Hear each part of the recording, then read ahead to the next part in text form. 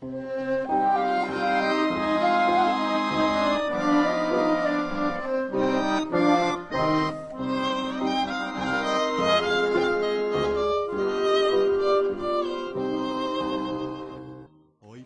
decir tu edad?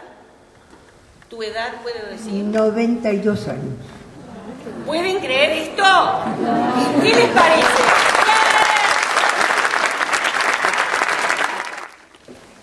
Salió hace no mucho también un libro que escribí y que bastante éxito tuvo por ser novedoso, por ser distinto. Entonces le cuento que yo nací en Polonia, pero no soy polaca por las leyes de Polonia. La primera nacionalidad que tuve es la uruguaya, de la cual soy muy orgullosa.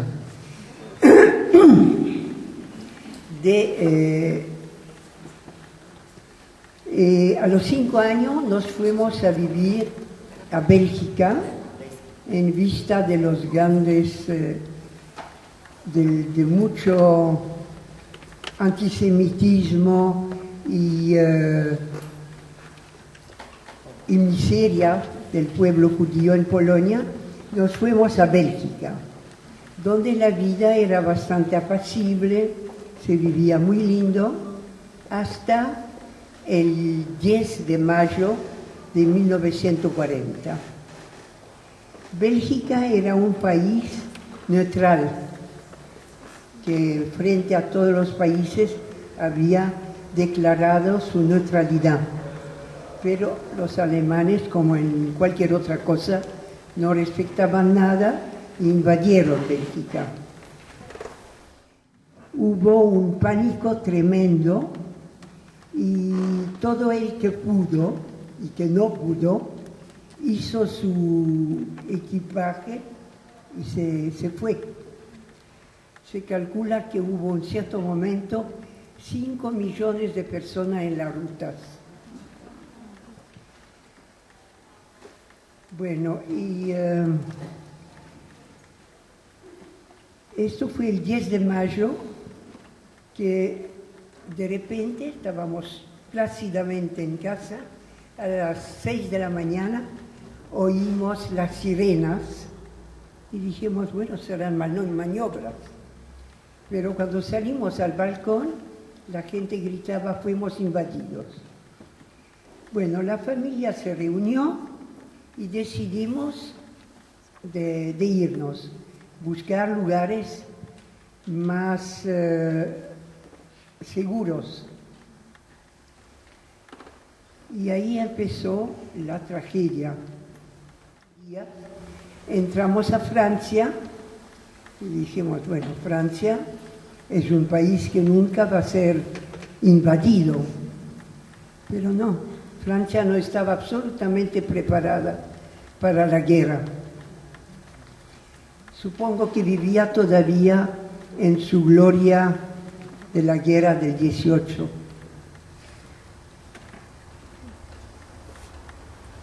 Y bueno, y ahí, con las tropas que estaban en retirada, nos seguimos con ellos, siempre huyendo de los nazis, porque pobre el que caía, los judíos, ¿no?, que caían en manos de los nazis, ya no contaban más la historia.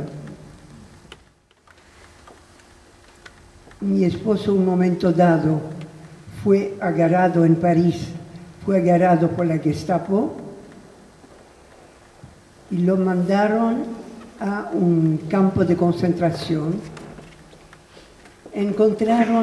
Hicieron una perquisición en el hotel donde estábamos, pequeño hotel, hicimos lo más escondido posible, y encontraron libros de hebreo para rezar, y esto dijeron que era código secreto, que éramos espía, y lo arrestaron.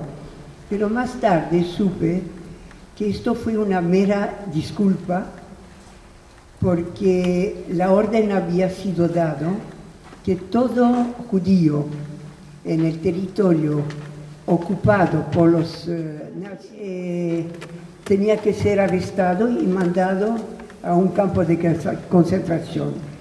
Y todos los campos de concentración de Francia, de Polonia, esto iba directamente a Auschwitz. Y de ahí eran muy poquita gente que se salvó. Era un campo que yo en primer lugar no sabía dónde estaba. Entonces tomé un abogado para tratar de sacarlo, pero no pudo hacer nada, pero me consiguió un salvaconducto para un lugar y me preguntó dónde quiere tener su residencia forzada. Y como en ese momento todo el mundo hablaba de Vichy, que era la capital de la Francia libre, entonces pedí para Vichy. Pero mi intención no era de ir a Vichy, sino de buscar a mi esposo. Y me obligaron de salir del hotel y me dieron 24 horas, no 48 horas, para quitar París, o si no me llevaban a Gers, que era un campo de concentración francés, que salvo que no tenían hornos, no era mucho mejor que los campos alemanes. Eran horribles. Había muertes todos los días de difteria, de disentería, de hambre, de todo lo que se puede imaginar. Y entonces, finalmente estaba con los valijes y mi suegro en la calle, no sabiendo qué hacer, cuando Dios vino en ayuda y recibí cartas de mi esposo, con él donde me mandaba la llave del coche, dinero y sobre todo diciéndome dónde estaba. Entonces sí, ahora ya sabía dónde ir. Y entonces hicimos durante semanas el camino de retirada de los ejércitos franceses, que nos llevaban, hicimos autostop y nos llevaban con ellos bien al sur. Yo tenía que ir al oeste, pero lo principal era alejarnos de los alemanes que nos vinieran siguiendo de atrás. Llegamos finalmente a Bordeaux, que era el punto más lejano donde podíamos ir nosotros. Ahí dejamos el ejército y empezamos a hacer autostop para ir al oeste. Cuando llegué finalmente a Odierne, que era el lugar donde estaba confirmado y confinado mi esposo,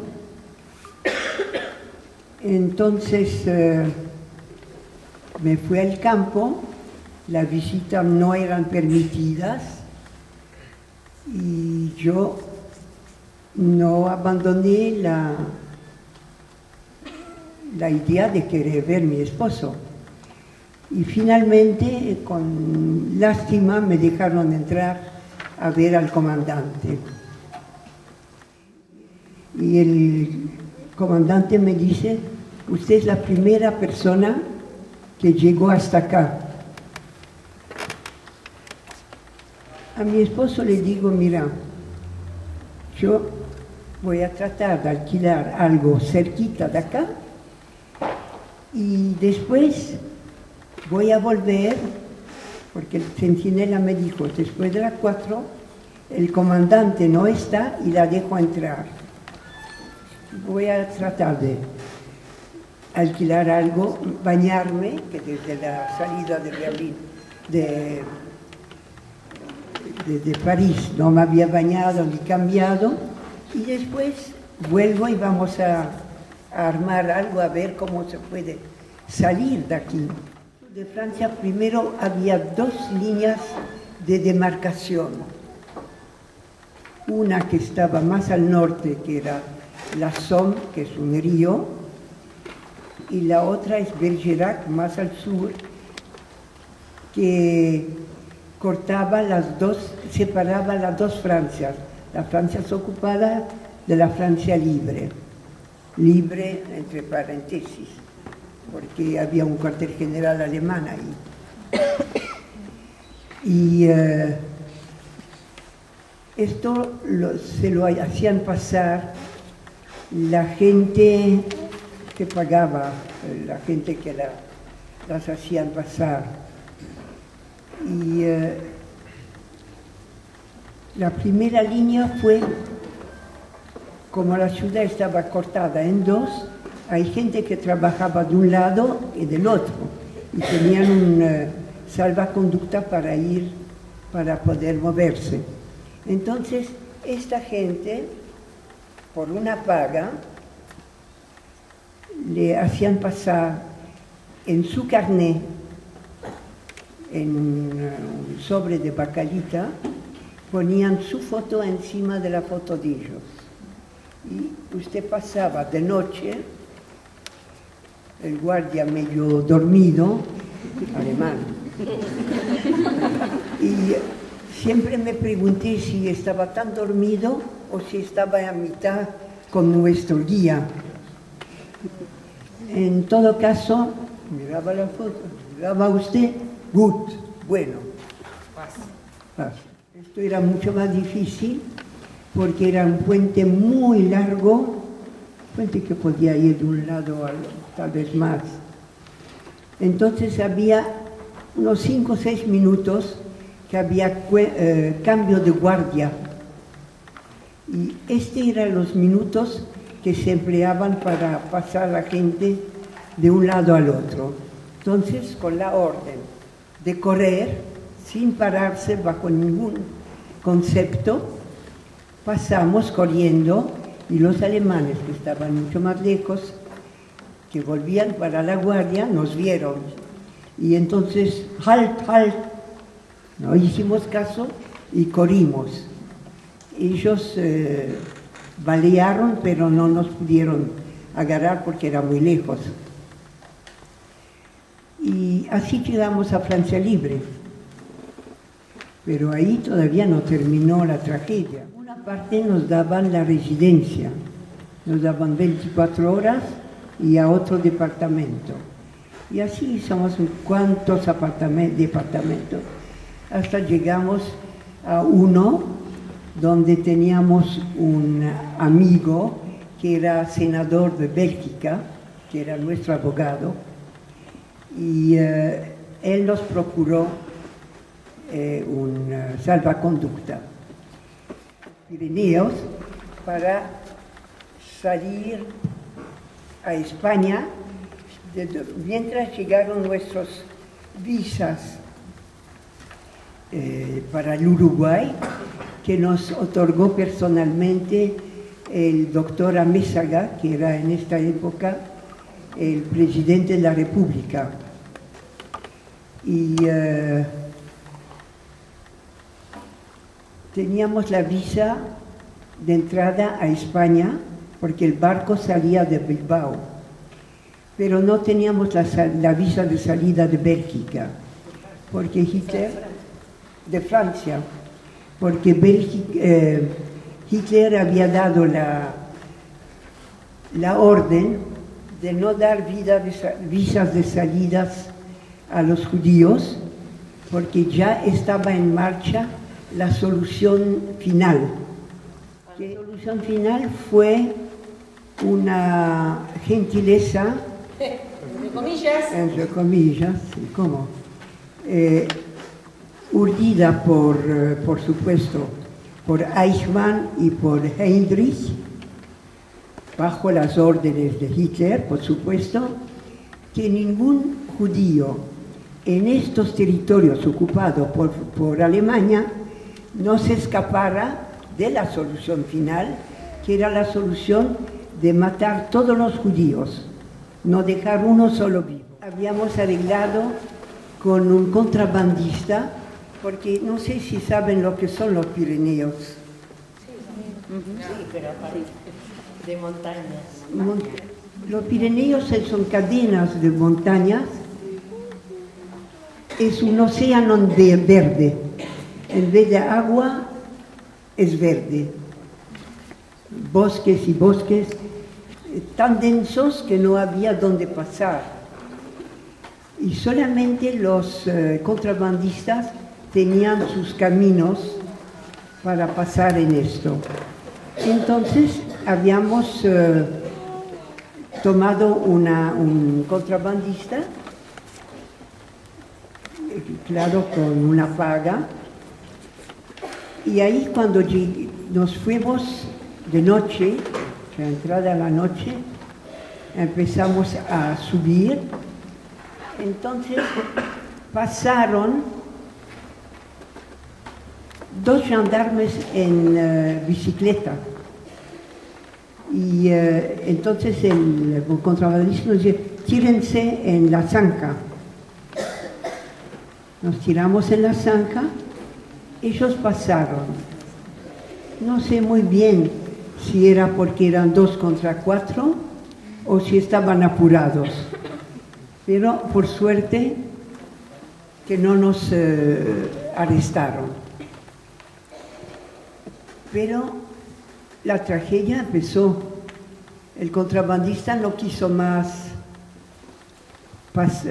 llevarnos porque dijo: a mí me reconocieron, yo tengo que estar en el pueblo esta noche.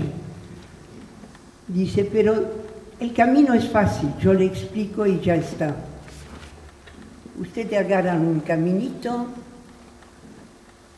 10 minutos de caminata, después llegan a un caminito más grande, que es de carretera, pasan por ahí y después van a la embajada y están en España. Bueno, no había otra cosa. Nos entramos en la montaña y caminamos 5 o 6 horas. Si el hombre nos hubiera dicho que el camino es largo, no nos hubiéramos inquietado, pero no. Llegamos del otro lado, nos preguntamos: ¿dónde estamos? ¿En Francia todavía o en España ya? En esto vemos un hombre con estos sombreros que llevan los soldados españoles. Bueno, ahí empezamos a bailar en la carretera. Por supuesto estábamos completamente lastimados por las ramas de los árboles, los zapatos en la mano porque nos dolían los pies. Nos llevó a la comisaría y como era de noche, de madrugada, tuvimos que esperar que el comisario viniera. Y el comisario nos preguntó: ¿entraron legalmente? Le contamos la triste historia y digo que toda la gente no es mala, porque los españoles tuvieron esto, que toda la gente que se salvaba de Hitler no los entregaban, los ayudaban. Así que, sí, dice, uno toma un poco de confianza con la gente, porque si dice toda la gente no es mala. Claro que no. Y bueno, él mandó a la frontera sellar nuestra entrada y ahí empezó la carrera, porque nos quedaban 2 días para llegar a Bilbao. Era obligatorio para recibir la visa viajar en primera clase y depositar $2.500 en el Banco de la República. Esto era una garantía que uno no caía a la carga del gobierno, es justo. Pero gracias a Dios teníamos dinero en los Estados Unidos, pudimos hacer la transferencia y nos embarcamos. Cuando nos embarcamos y el barco se iba y hay mucha gente que lloraba por dejar Francia, por dejar Europa. Yo dije una plegaria a Dios por cada paso que nos alejaba de los alemanes, era una bendición. Así que fue maravilloso llegar al Uruguay.